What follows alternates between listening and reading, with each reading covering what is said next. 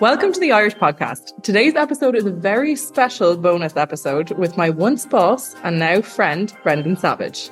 Brendan has had a significant career in the arts, working in everything from opera production to light installation art to even going on tour with U2. This podcast is all about how we co-founded the Galway Uke Fest alongside his brother Gerry, but do stay tuned for an upcoming episode all about his crazy arts career and how much he truly loves working with me.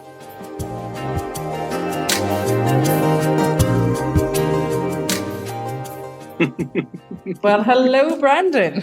Hello, Jane. How are you? I'm not too bad. Ireland calling. You're Italy calling to Ireland. Yay. Ireland responding. Yeah, it's my Ireland responding. 12 points goes to... 12 points goes to Galway Uke Fest. So, yeah, tickets are absolutely flying for this year's event. Bigger and better than ever.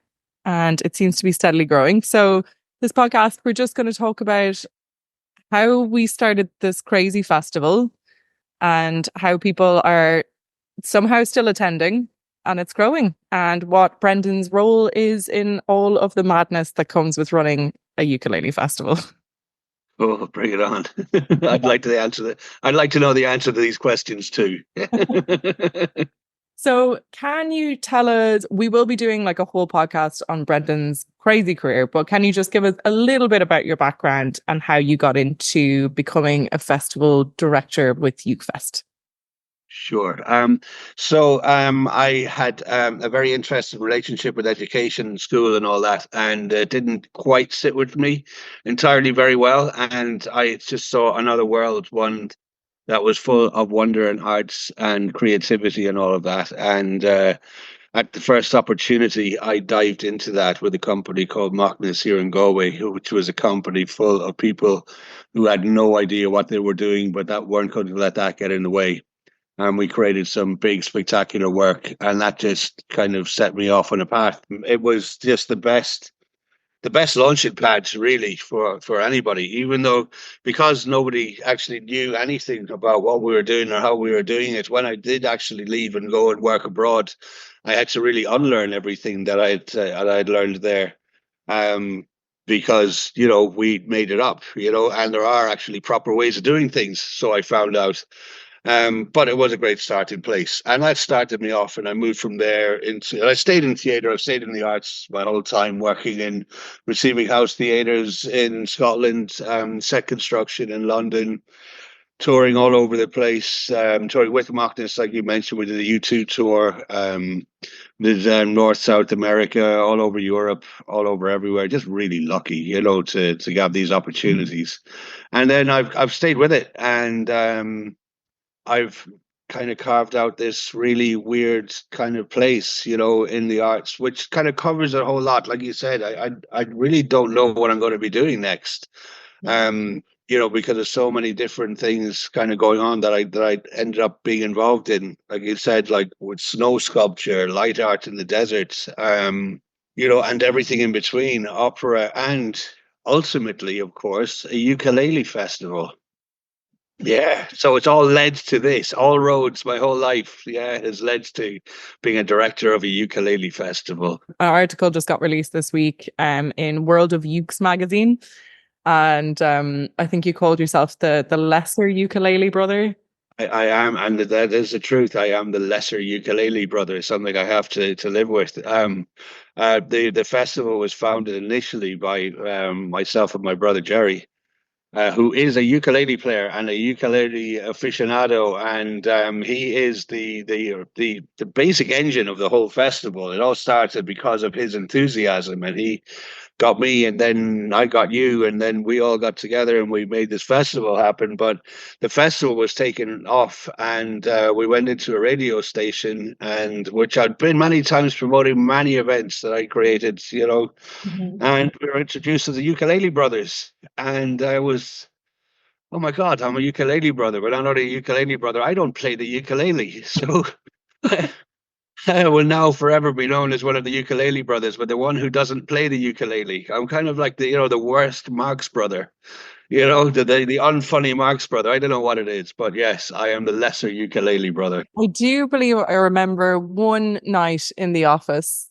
the office, which we is also known as Teen Octans, lesser known as Teen Octans. And myself and yourself have been working together for a little while. And your brother said, "Oh, I'd love to put on an event or something." Yeah. And Yes. I think it just kind of stemmed out of a bit of Yeah. business, but we made it happen. Uh, Yeah. But you've often heard me say it like that place, the office, or she knocked in that pub. I think is a really dangerous place because so many like-minded people who can actually make these crazy, notions actual reality kind of congregate there. And so you kind of like, there's lots of places. I love that people kind of talk about, oh, wouldn't it be great if we did this, or wouldn't it be great that we did that? And then thankfully it usually stays there, But when the certain group of people like us get together in places like that, we say, wouldn't it be great? And then we find ourselves going, oh, we're doing it now.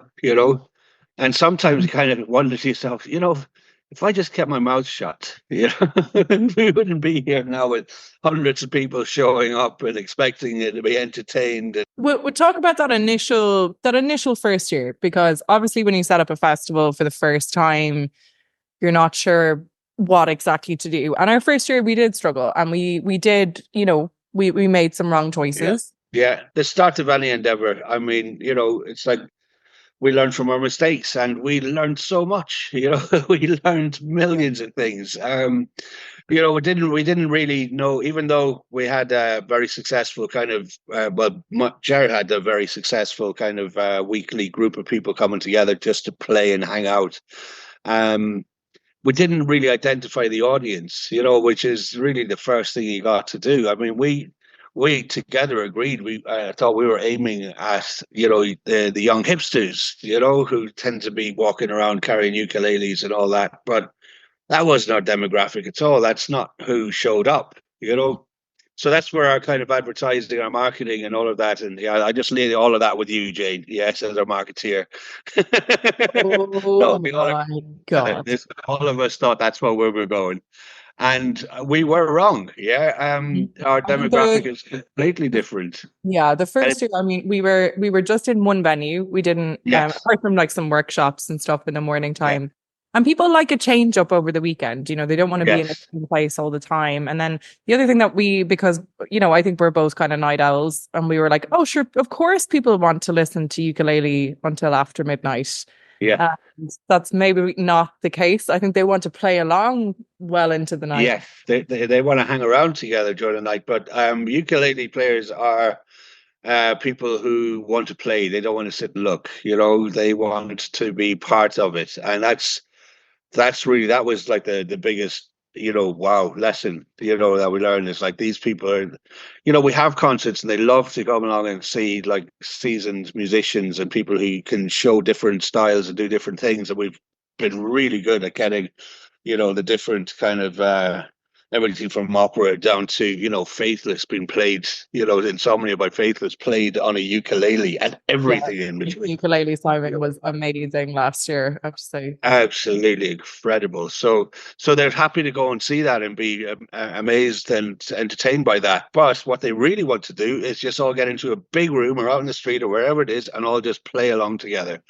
And it's a community, and we're so lucky that we just kind of tapped into that, and it's been working for us. And and we have to obviously cater to that. It's not just like we'll just throw on an old event and they'll all show up. No, we need structure, we need all those things, we need communication, and so those are the learning things. Having it in one place just did not work. But first time out, is where you do have to expect to fail, and welcome that, and welcome the lessons you learn from it. I love You you. know, You're always really good about festivals, where you always say the first year you'll lose money, the second year guaranteed.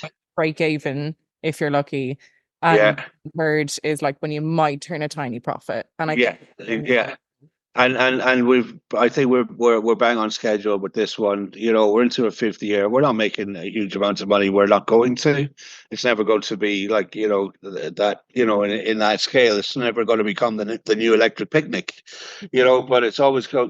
But it's very successful for where it is, and whether we decide to try to expand a little bit more, we'll decide. But Mhm. because there's so few of us, there's only like it's three of us kind of, from one end of the year to the next. It's like when we get to the years to the next one, we don't really want to be talking about next year because like, we have a I lot to do. push. I push. I always set a meeting in the calendar for the Yeah. Monday after each festival, and you guys hate it. You hate it Yeah. so. Yeah, absolutely right. Yes, you do. But you're right to do that, and that's the time to do it, and the time to be on it. To be honest, by the Monday, the last thing I ever want to see is a goddamn ukulele, or a ukulele player, or anything to do with ukulele, or yeah. But that doesn't last long, So this year, I guess it's like, let's break down what's going to be going on in the festival because we have a few kind of key events now that have worked. So we're repeating them on and on. Yeah, yeah. We have our staples, and we got these bits right early on. Like by your suggesting now we have a more of a kind of a mixer space where people will just kind of come together, and we're going to have that for each afternoon. And it's not really organized. It's not like a performer on. It's just there's a safe space. Go and hang out all together. And if you want to talk, or just talk everything ukulele, or start strumming along together, go for it. Because the people do travel, and because they want to meet other like-minded people. So we've got that space, but then we got our regular events like Ukulele Kaylee, which is just great crack, and that's our real opening gig on the Friday afternoon, and that is like songbooks are out. People be made aware of the songbook, and I've learned a lot of the tunes, and just they all play along and sing along. It's like what an Irish pub used to be like after midnight back in the 70s. Everybody singing, you know what I mean? Somebody starting off one song and everybody joining in. But we do it on a Friday afternoon, you Yep. know, ladies, and it's fabulous. And then we on the gold we have the talent competition, the Golden Uke on the Saturday afternoon, and the talent that's coming through there is quite an eye opener And and how fantastic. diverse it is in terms of ages. We've had everything from, I think, an 8-year-old was the youngest who's won it to all Yeah, the, and it's really great to yeah, see like groups, individuals. yeah. It's kind of crazy the level of. Yeah. And the competition is high. I mean, these people are really competing. This is not karaoke. They've worked for this, they want this. And Why the is somebody prize, emailing me and the in prize is terrible.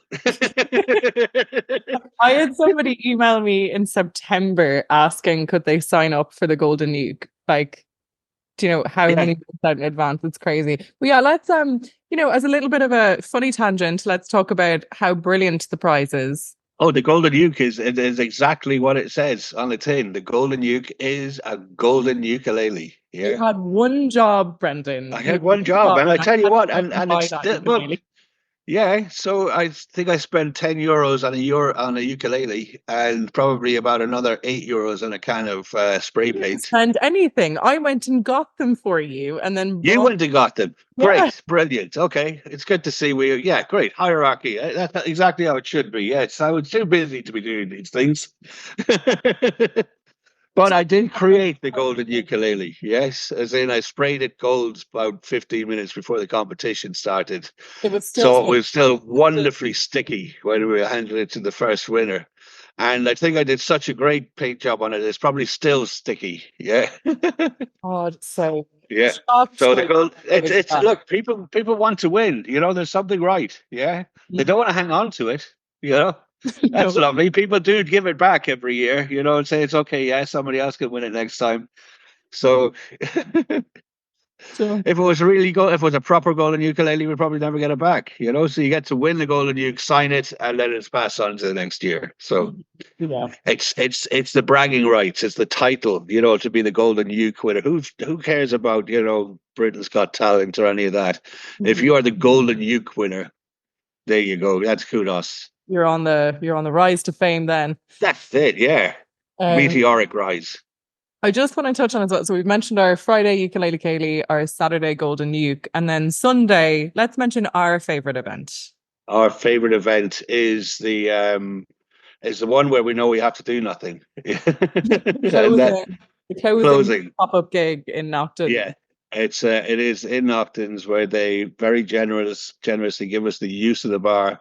They have a corner in there which got a piano and a couple of mics and a sound system. And then it's the stars of the weekend. go and just do their thing. And it's going to go from 6 o'clock in the evening, probably till closing time this year because they're not having a band on later. So, yeah, Yeah, last year I had that we to. absolutely look forward to that. I can tell you. I will definitely be saving myself for that event because it's Yeah. Well, then be careful of our festival club. That's the danger. the Dewdrop was in 2022. Yeah. Last we had it in the mechanics. So I remember the Yeah. Dewdrop actually in 2022 was so packed that Yeah. you couldn't fit any more people in the bar. It was literally like Not me, you and Ger, who run the festival, couldn't get in there. It no. was too busy. We ended up sitting outside on the street, yeah, having a drink. It was so busy. There was no room for anybody else. And it was hopping, absolutely hopping. Yeah. And people really, yeah, people love it. It's great. So Brennan, let's talk a little bit about you. What is your job in the lead up to the festival? Good question, and my favorite subject. Yeah, my no, honestly, my job is hard to define in the lead up to the festival. I think I have a title as being a festival director.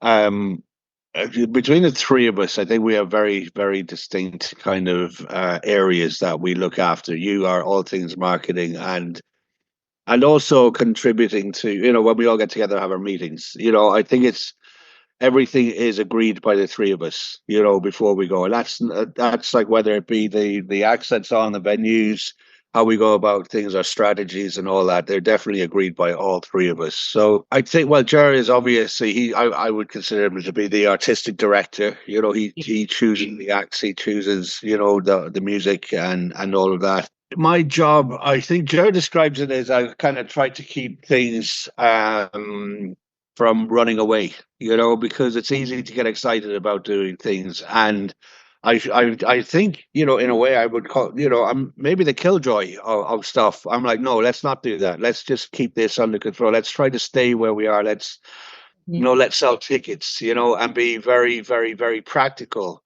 Yeah. rather than getting kind of carried away, because it's easy to get carried away because it's been a successful festival. And, it's easy to think it's easy to get carried away and get caught up and think it's actually going to be bigger than it's going to be, or what we need it to be, or what we can manage. So I think, and it kind of goes against character in some ways, but I think I try to be the voice of reason, with a lot of things, and say, no, until we've got that, let's not talk about that until we've hit this particular point, or let's, not go there until we're certain of that, because we have very, very limited funding, so and I mean, no, the funders we got are great, but it's easy to get into the realms of where now it becomes more of a risk, if we were to overstretch ourselves. So I try to keep it within the realms of what we have. I definitely see it as Jer is the creative dreamer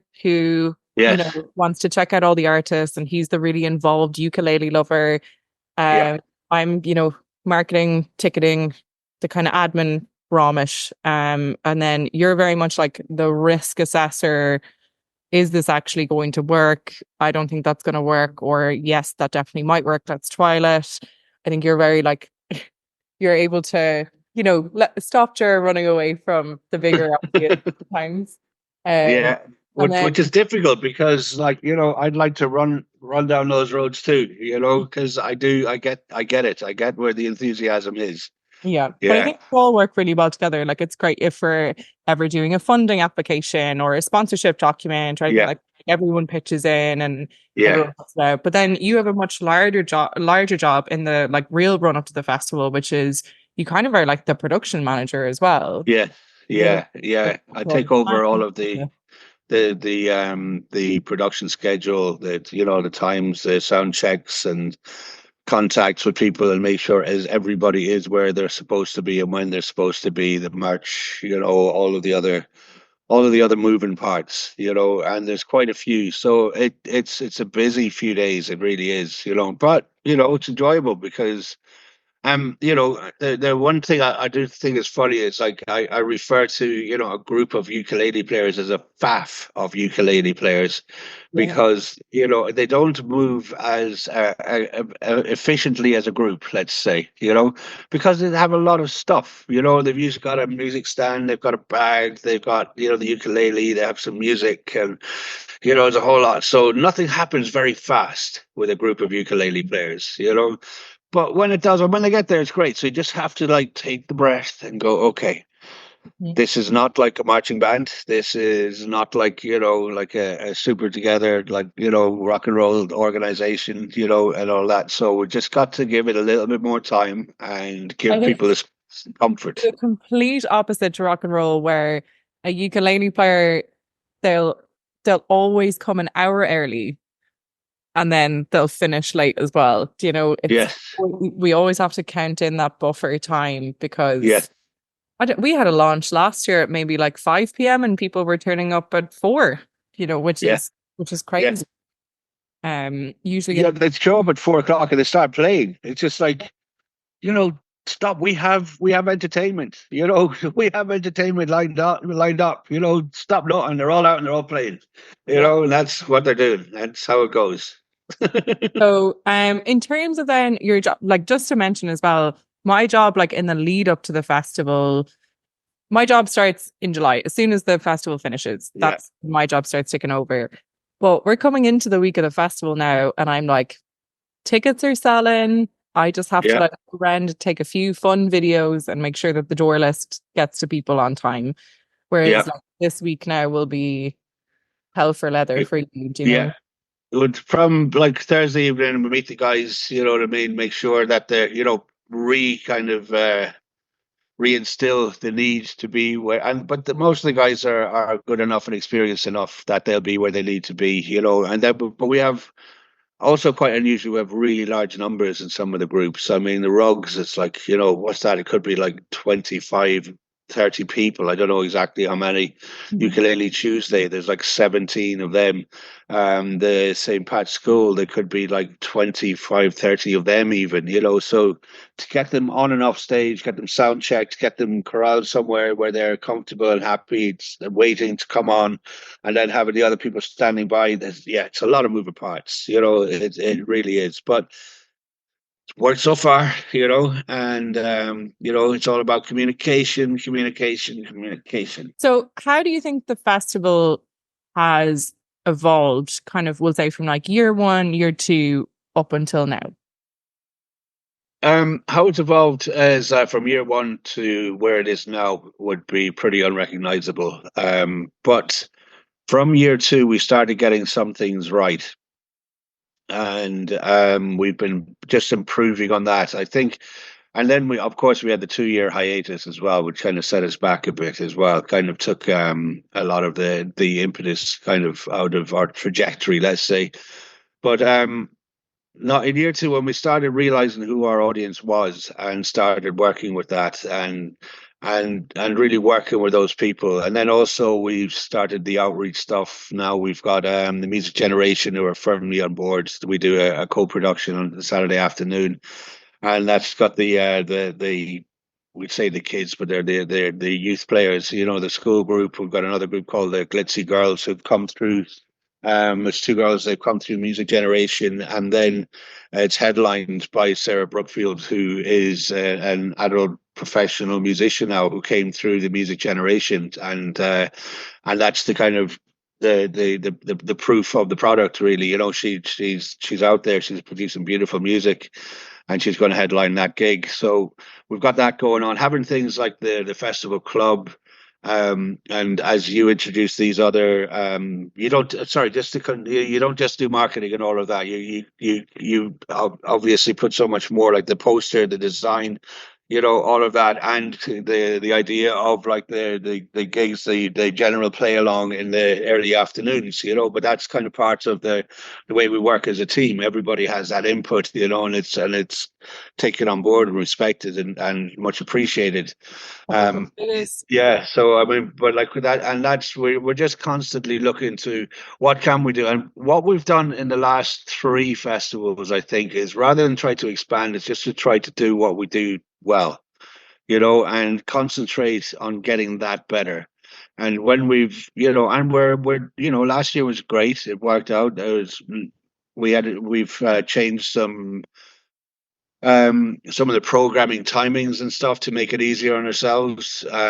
So that's how it's evolved there. But if this one goes, really well, which we expect it will, we might look to expand a little, but not a lot.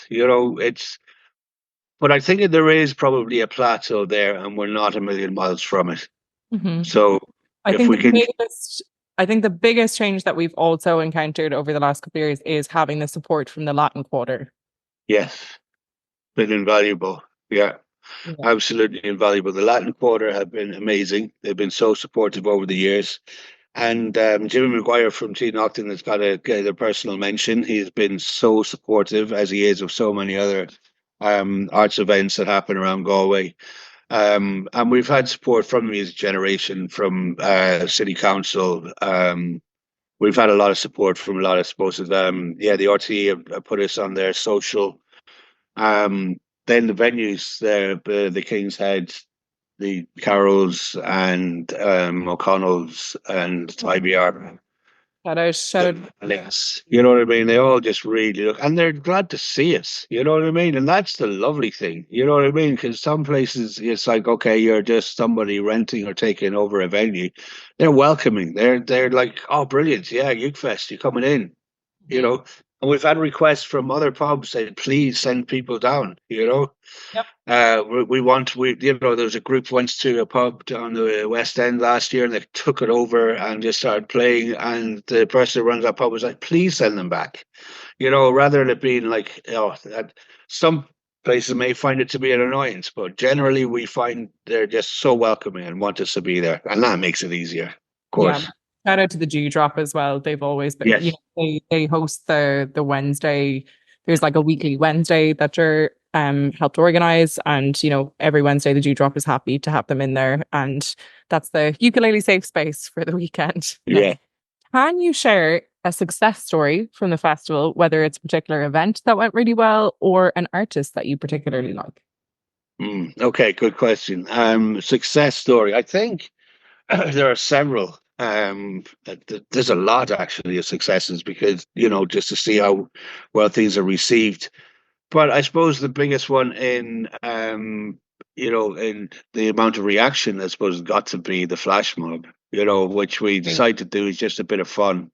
The first time out, I think there was Gerry and maybe about 20 or 30 other youth players, and the weather wasn't great, but it got thousands of views, and it was great fun, and people really reacted well to it, and so we've made that a standard now for the festivals ever since. And last year there was, Jade, do you want to put a number on it, because everybody has a different number? How many ukulele players do you think were there?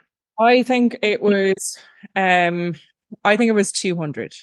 200, yes. 200 people playing ukulele is pretty spectacular, out on the street, all coming together in a flash mob.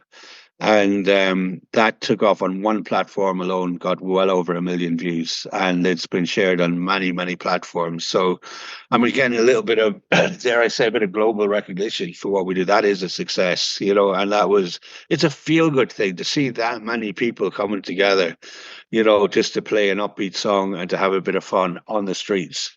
Yeah. That's why it works. So that's a success. I mean, there's all of the things that are so well attended feels like a success. But yeah, I would say that's a standout one. Mm-hmm. I have to say, obviously the flash mob is amazing, and God, it's great to see those likes and clicks and views coming in, so that people are spreading the information about the festival. But I think for me, it was seeing Opera Lely They came back, or they're coming back this year, and just what they do is so cool. And I got to see them Yeah. do little, I got to see them in concert, but then they did a pop-up 6 o'clock event. They came in at 6 o'clock and they played two tunes in T Cody's. When they Yeah. first came in, people were like, "Oh God, you're disrupting my pint." They were giving their little intro, and but once they started playing, everyone was just like, "What is this? This is Yeah. crazy." People coming up to me asking for tickets, and I was like, "Unfortunately, it's sold out." And that was just a really cool moment to be like, Yeah. "Okay, this Yeah. actually, you know." Um, Yeah. like Gerry's beginners workshop. It took me until my second year of working for Ukulele Festival to actually. You haven't quite gotten there in the 5 years, but Not yet. Not yet. workshop. And I went thinking, you go into a beginner's workshop for anything and you think, I'm not going to learn anything. And literally by the end of the hour with Gerry, I was able to read the chords. I had all of the information that I would possibly need to therefore go and play the ukulele. And that's crazy. To everything from strumming to Yeah. reading to, you know, I spent 8 years trying to learn how to sheet read music, and Yeah. within an hour, it's just so accessible. I think that's a really good point. There's very few music festivals you could go without ever having played an instrument, and by the end of the festival, be actually playing along in a group. Yeah, I You went know, and bought a ukulele on the Sunday, and now I have yeah, a ukulele sitting in my bedroom, and I can play it, and it's cool. I'm not an yeah, apt player, but I no, have I yeah. have the capability. I might need a refresher actually this year. You're part of that community. That's it. Yeah. That's it. So we're on the countdown now to the festival. It's in a couple of days. What event, apart from the closing, are you looking forward to most? Good. Well, I think I might for the first time due to the schedule a lot more organized. I might even be able to show face, look into the Golden Uke for the first time in a couple of years. I've unfortunately had to miss that. And all I ever hear is just like, wow, how amazing the talent is. So I'd love to be able to get down there. And I may or may not be, depends how well things go, but I'd love to go and see that. So that's the bit I want to see, definitely. I mean, I know that Lesser Webb, sorry, I don't know why I call him Lesser Crab. I've done that a couple of times now. Lester T. Webb. I'm looking forward to seeing him because it's new music to me. And that's the newest, yeah. And Ukulele Tuesday from Dublin, yeah. I'm looking forward to seeing them. Another big group, another new group. So and I'm lucky enough that I still look forward to seeing things in the festival. It's not a job. Yeah. I actually get a lot of. I enjoy seeing all these new groups. I think I'm most looking forward to the festival club this year because I was very tired last year and working a different job as well, so I didn't get to stay out too late. Yeah. But this year now I'll be swinging from the rafters in the festival, hanging out with Yeah, I know the festival club is such a lovely, lovely vibe. It really is. Yeah, it's just you walk in there and it's just like it's uplifting just walking into the place. It's not everyone. like people are going there waiting to be entertained. People are going there to be with each other, to hang out with each other, and Yeah, they even and people entertain each dancing other. last year. Yeah, yeah, yeah, yeah. Crazy. So no, this year, like, it's also amazing because this year we actually have a fully functioning box office person that will just look after the doors, so I don't have to do the workshops in the morning. Yay! Really nice. And we've also moved the workshop times up this year because everyone was out playing ukulele until 1 or 2 in the morning, and the One or biggest two in the morning and beyond. and Yes. beyond. So a big like one of the biggest pieces of feedback that we got, because we always send out a feedback form now every year to everyone who's bought a ticket. And the biggest feedback that we got was just, why are you putting on workshops at 9:45 on a Sunday morning? And I was like, I know, I'm in agreement. So Yeah. all of our workshops, they're starting at about 11 a.m., which is very, very nice. So Makes uh, perfect sense. Yeah, complete yeah. agreement with that. Yeah. Um, what are your plans for the future of the festival? Thinking like next year or the year after. Well, good. Yeah. Like I said, we have talked about our aim has been to get this one right. Hmm. And that's always, we kind of set our goals on that. Let's just focus on the job that's right in front of us right now and do that and do it well. But we Don't be recognize. such a risk assessor. Like, have a little bit of a dream. Don't feel Yeah, like, no, we do, yeah, absolutely, yeah, and it's actually kind of quite contrary to my person, as you would know, you know what I mean, to be that person. If I am the voice of reason, my God, what are the other voices saying? That's the scary bit. If going you're into relying on me national to be the ukulele. sensible one, I mean, my God, yeah, we're in trouble. But It's true no. role reversal for us, yeah. So yeah, so we would consider growing.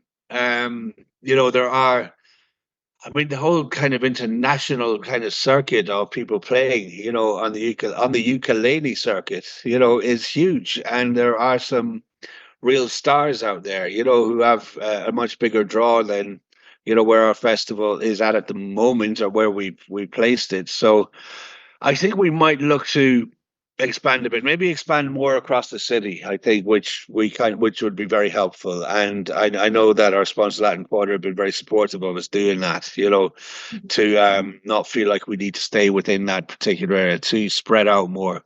And I think that'll do us good. So if we get a bit more citywide and make it, try to. I think if I look to any area to expand, it be into non-players. You know what I mean? Just to kind of develop that audience, where they realize, the actual these bands are brilliant, and they really are. I mean, as the lesser ukulele brother, the non-player, I've been blown away by the talent, and I would go to these concerts and walk away thinking that was a great night out, So I think to develop that, I think that's where the future is. And also the outreach stuff, if we can develop that more, get more into like schools, into community groups, into wherever we can, if we can push that at all, then that's absolutely worth doing. If we see anybody taking up a musical instrument and giving themselves a bit of peace and wellness, which it does, it's been proven, then let's do that. And that's the future. I am totally in alignment with yourself on that. I think I would like to see one international act that might be, famous to the everyday person who might not know ukulele, but still has ukulele within their repertoire. So, like, maybe a slightly bigger concert. I think that would be Yeah. cool for 2025. And then I would also love to see a whole range of workshops throughout the day, not just maybe totally ukulele focused, but maybe a bit of like rhythm or, I know Roshin has a whole plethora of amazing workshops, including, kind of meditative music, and that sort of stuff. So I think having workshops run all day, every day, for, like maybe the Friday afternoon and the Saturday, I think that'd be really cool because people really, really enjoy the workshops and they're highly attended. So I think giving people a lot of choice for that would be super cool. Yeah, couldn't agree more. And I think there has been some workshops in like harmonizing and and all of that, and not just about, ukulele, but definitely need to expand that as much as possible and go for it. Yeah. But you're right. And the workshops were such a surprise to us. I mean, I think when we started them, we kind of just did it as like, well, maybe a few people will show up. We'll put on workshops just because we had the people who are traveling internationally, and they say, well, we do workshops as well. So, okay, let's put them on. Yeah. Little did we realize how popular they were going to be. Oh, the And surprise that Gerry got that first year that we put on workshops, and he realized that we yeah, had maybe 25 people turning up, when we were only a yeah, baby at that stage. And I was like, no, you yeah, got 25 people how to play the ukulele at yeah. 9 a.m. So, Yeah, and some of the workshops this year are well in excess of that, maybe like 50 or more people attending workshops. what is your most rewarding thing about organizing the Uke Fest? Honestly, it is, and I think anybody who works in any events or any kind of thing, it is, and it might sound a bit schmaltzy or whatever, but when you see an audience really, really having such a great time, Mhm. you go like, okay, we done this. This was us. We put this together. And people are Yeah. so grateful and thankful at the end. Like we had Ukulele Simon, and we had like 30 people up on the stage dancing, they're really kind of raving out with him, on Those his little, steps, yeah. Yeah, and then like everybody in the audience on their feet, just giving it their all, and all of that. And it's just like that was, and everybody's saying that tonight we're never going to forget. That was like such an amazing night. Or the flash mob, seeing people who don't even play ukulele show up with a ukulele they just bought to pretend to be parts of it because they want to be part of that big celebration for that moment and Mhm. all of that. And when you kind of yeah, seeing an audience that's having a fabulous time, that's what it's about. That's what got me into it right at the very beginning. And that is the reward to this day. I don't think that it'll ever go away. I'll never get, if I lost that, I'd definitely be in the wrong business. That's what it's about. I think for me, it's twofold. Both on both sides, it's the people. One, it's getting to work with you and Jer on a project, which is amazing because you guys stress me out sometimes, but you're off and it's good fun. And then the other side is just the people who attend the festival are the loveliest people. Like, You're there's some genetic, I don't know what it is, but people are just so polite. They're so nice. They're always really yeah, welcoming. And it's really nice to even I get into like even on customer service, like I get into kind of conversations back and forth with people, and everyone just has a really good, happy vibe about them when they're yeah, at the festival, and yeah. it's not Oh, necessarily absolutely. a lot of other arts jobs. It's you're dealing with really nice people, even the artists. An artist can be a bit difficult sometimes, but never with Uke Fest. They always have a smile on their face. They're happy to be there, and yeah, Yeah. I think the difference is it's like at any other festival or any other thing like that, you have a lot of attendees. We have participants, you know. that's it. Yeah. Everybody who comes to Youth Fest is a participant. They're taking part in the festival. They're not just going to go and look at it. They are, heart and soul part of everything we do, and that's the community that we have been so lucky to tap into. So, Brendan, you worked in the arts for a very long time and you've also worked with several festivals. If somebody was interested in looking to start their own cultural event or a music festival, what advice would you give them? Okay. I think the advice would be to first of all, identify your audience. That's it. Don't go on the basis that you've got a great idea. You think that loads of people are going to love. You don't know that. You don't know that. I mean, identify an audience, see an audience that's there. You can develop it. You can have that great idea and you can take it to people and develop an audience. But, you know, going to like, I'm going to do I don't know, the playing the spoons, festival. A lot of people play the spoons. A lot of people are really good at it. Um, Maybe I'm completely wrong, but I wouldn't base a festival on it. You know what I mean? I don't know how many people are going to show up. Just because you're madly enthusiastic about it doesn't necessarily mean it's going to translate. And this is how we started. We went because Jared was basically so enthusiastic, but because of the work, the stuff that he'd done, kind of his Wednesday group and all of that, and seeing other groups forming, we could see there was an audience. Now, we didn't get it right at the very beginning, but we knew there was an audience, and that's what we developed. So that's without an audience, there's no point doing it. Yeah. So that I think is probably the foundation bit of advice I give to anybody. Identify your audience, see where they are, develop it, go for it. Yeah, I think definitely building up a little bit of a network and some smaller tester little events along the way Yeah. is Yeah. a good judge for sure. Because, yeah, throwing yourself into a 3-day music festival and then thinking that a magical marketing person will come along and find your audience, I feel like it's if you build it, they will come. But if you pre-build the build, Yeah. then If you build something nobody wants, they won't come. They really won't. Yeah. So build something somebody wants, and they will come definitely. So let's just try to identify that early on. I would say is probably, and then the second thing would be find somebody who can let people know that you've done it or you're doing it, because you can have the best lineup, the best venues, the best shows, the best everything. Unless anybody knows about it, nobody's going to come. Nobody's going to know. Nobody's going to get there. So get yourself a Jane Hanbury. That's what you need. You need somebody who's going to just let everybody know and oh, you're big at me and now, just and push. And then the next step is get somebody to actually run the festival, who actually has production and arts That's very backgrounds. useful. Yeah. I mean, you know, if you can, a lot of people have, everybody's, you've not done something until you've done it. You know what I mean? So you can give it a go. I wouldn't say unless you've got a huge amount of years of production experience, definitely don't do it. I mean, go for it if you feel, you will learn. You will learn a lot. You'll get a lot wrong.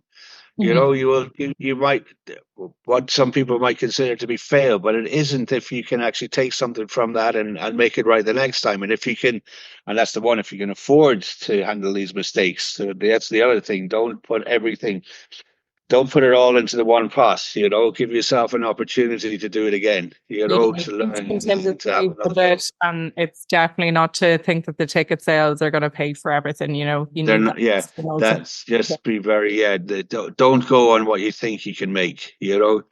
Yeah, definitely don't go on, we can potentially sell this amount of tickets. Potentially you can, but you can't guarantee that. So don't spend that what you ain't got. Yeah. So, how can listeners get involved and support the festival, Brendan? Well, that's very easy. Yeah, they go onto our website, which is galwayukefest.com. Hmm. Yeah, and you will see there's very few tickets left, but there's a few. But it's you can buy a few tickets to some of them. Just come along to our free events. Come along to be part of the flash mob. There's the sheet music's up there. Or just show up and wave your ukulele about, or wave whatever you want about, just take part. Come along, meet everybody, see what a lovely bunch of people they are, and get involved that way. Yeah, and then like throughout the year, there are the Wednesday groups. There's groups all over the country. There's groups everywhere, UK, Ireland, across Europe. You're might be scary to think, but you're never too far away from a ukulele group. Yeah, so you can join. You can go and hang out, see if it's for you, and it probably is, and then take part. And next year, you could be playing at Galway Uke Fest. Well, that's great, Brendan. Any final thoughts or words that you want to Final thoughts. You make me sound like Jerry Springer now. I add? hope these aren't my final thoughts. I hope I have some more tomorrow. But in general, no, that's pretty much everything I have to say about being part of a ukulele festival. All I can say is very rewarding. It gets kind of intense, and the bit we're at now, and by this time next week, I'll be right smack in the middle of it, and then from there we look forward to the next year, and we take it from there. So yeah, that's what it's like. Okay, well, Brendan, thank you so much for being on the podcast. Again, there's a very limited number of tickets. The Friday night is already sold out. There's still maybe a few tickets left for the Saturday night. You can buy the tickets on galwayukefest.com. Very minimal workshop tickets as well, but there's loads of free events. So do feel free if you're in Galway to pop along. And if you're listening to this post festival, then our early bird tickets for 2025 will be on sale. So you can jump on there and get a nice discounted ticket for a couple of concerts and a couple of workshops. And yeah, we are going to be speaking to Brendan very, very soon all about his crazy, hectic, arts career. And thanks so much for joining me tonight. Absolute pleasure. Thank you very much.